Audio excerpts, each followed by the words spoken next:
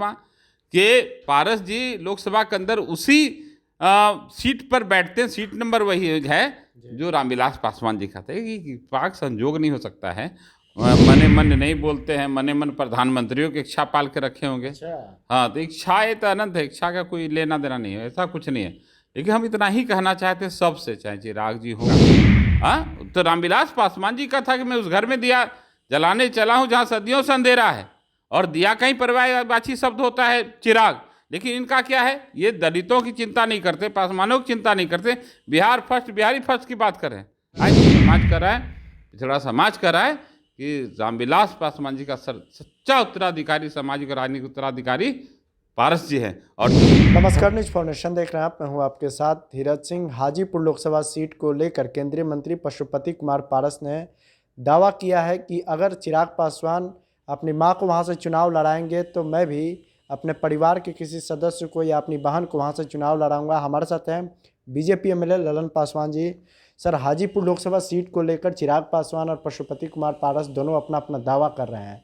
अब पशुपति कुमार पारस कह रहे हैं कि अगर चिराग अपनी मां को वहां से लड़वाएंगे तो मैं भी अपने परिवार के किसी सदस्य को चुनाव लड़वाऊंगा। देखिए, ऐसा नहीं है।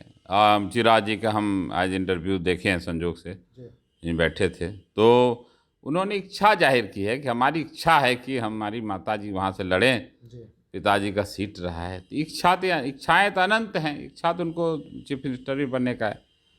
मने मन नहीं बोलते हैं, मने मन प्रधानमंत्रियों की इच्छा पाल के रखे होंगे। हाँ, तो इच्छाएं तो अनंत है, इच्छा का कोई लेना देना नहीं है, ऐसा कुछ नहीं है।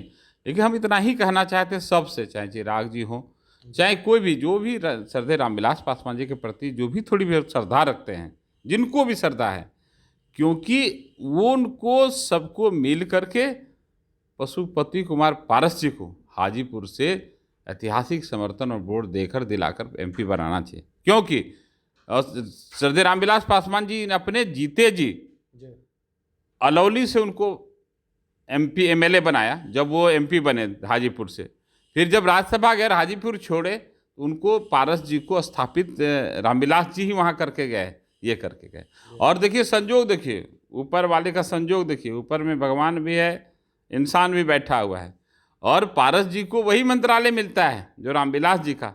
और सबसे बड़ा देखिए संजोग, करिश्मा, कि पारस जी लोकसभा के अंदर उसी सीट पर बैठते हैं, सीट नंबर वही है जो रामविलास पासवान जी का था। कि पाक संजोग नहीं हो सकता है। और आज ये सब बातें अनर्गल बात करके उनकी आत्मा को मैंने तकलीफ ही पहुंचाना है।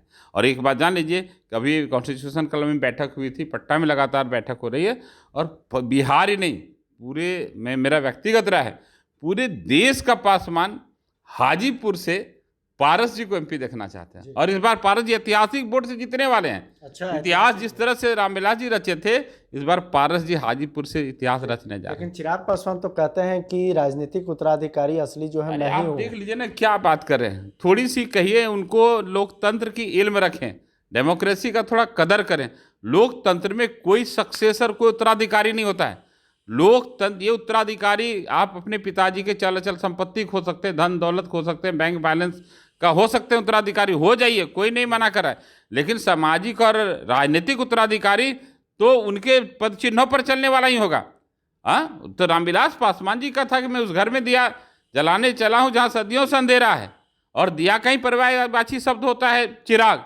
लेकिन इनका क्या है, ये दलितों की चिंता नहीं करते, पासवानों की चिंता नहीं करते, बिहार फर्स्ट, बिहारी फर्स्ट की बात कर रहे हैं, आज चीफ मिनिस्टर की बात कर रहे हैं। ये सब बकवास है। इन्होंने संघर्ष नहीं देखा। संघर्ष किसी ने किया है, पशुपति कुमार पारस जी हैं, और सच्चे उत्तराधिकारी। मैं नहीं कहता, पूरा देश कर रहा है, पूरे देश का पासवान समाज कर रहा है, दलित समाज कर रहा है, पिछड़ा समाज कर रहा है कि रामविलास पासवान जी का सच्चा उत्तराधिकारी, सामाजिक और राजनीतिक उत्तराधिकारी पारस जी हैं। और जो समाज कहेगा, जो वोटर कहेगा, वही होता उत्तराधिकारी। ये कोर्ट से नहीं कहा कोई राजनीतिक उत्तराधिकारी बनता है। और इनको क्या पता, ये संघर्ष तो देखे नहीं है। लेकिन अगर चिराग पासवान की मां वहां से चुनाव लड़ना चाहे तो क्या आपको लगता है कि वो बेहतर पारस जी भी चाहेंगे? ये सब बकवास में तो उनके लिए मेरी श्रद्धा है कि भाई उनके लिए सम्मान है, लेकिन ये सब उनकी इच्छा है। और ये सब कहीं पे निगाहें, कहीं पे निशाना ब्लैकमेलिंग का है। और कौन कहाँ से चुनाव लड़ेगा नहीं लड़ेगा, ये एनडीए तय करेंगे ना। अभी एनडीए में सीट बंटवारा होगा, उनको किसको कौन सा सीट मिलेगा, उसके हिसाब से इनको मिलेगा तो जिनको लड़ाना लड़ाएं, उनको मिलेगा, जिसको लड़ाएं लड़ाएं। ये सब तो बकवास बात करना ही नहीं चाहिए। आप एनडीए में हैं, एनडीए के अनुशासन में रहना चाहिए। एनडीए सीट देगी कि नहीं देगी, अभी हो सकता है जमुई भी इनको नहीं दे, कहीं और भेज दे इनको एनडीए, तो हो सकता है इनको जब बोले जा गया से लड़िए आप जा करके। तो एनडीए के तय पर है। एनडीए कोई एक व्यक्ति तय करता है, कमेटी तय करती है। तो आ तो गए एनडीए में, लेकिन इनको नियम कानून नहीं है पता। इनको बस सब कुछ पॉकेट का चीज लगता है। एनडीए तय करेगी, तो बकवास बातें होना ही नहीं चाहिए अभी चुनाव होती है। चलिए, तो बहुत बहुत धन्यवाद। ये भाजपा एमएलए ललन पासवान। दिल्ली से न्यूज़ फॉर नेशन के लिए मैं धीरज सिंह।